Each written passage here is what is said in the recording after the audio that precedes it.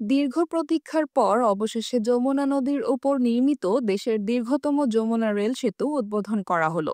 মঙ্গলবার সকালে সেতু পূর্ব ইব্রাহিমাবাদ স্টেশন এলাকায় পায়রা ও বেলুন উড়িয়ে সেতুটির উদ্বোধন করেন রেলপথ মন্ত্রণালয়ের সচিব মোহাম্মদ ফাহিমুল ইসলাম।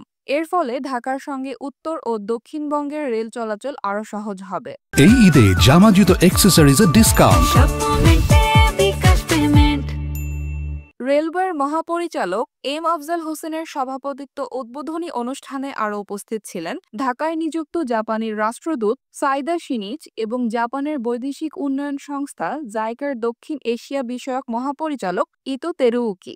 বাংলাদেশ রেলওয়ের মহাপরিচালক আফজাল হোসেন বলেন, যমুনা রেল সেতু দিয়ে ট্রেন পারাপারে আগের তুলনায় কম সময় লাগবে, এতে দুই পারের সময় সাশ্রয় হবে। ডাবল লেনের সুবিধা পেতে হলে আমাদের আরও অপেক্ষা করতে হবে। Bangladesh railway chief engineer Tanvirul Islam বলেন, রেল সেতুতে নতুন প্রযুক্তি ব্যবহার করা হয়েছে, যার ফলে রেল সেতুতে পরবর্তীতে রং করার প্রয়োজন হবে না। 4.8 kilometre double line dual gauge সেতুটি দেশের উত্তর পশ্চিমাঞ্চলকে ঢাকার সাথে রেলপথের মাধ্যমে সংযুক্ত করবে।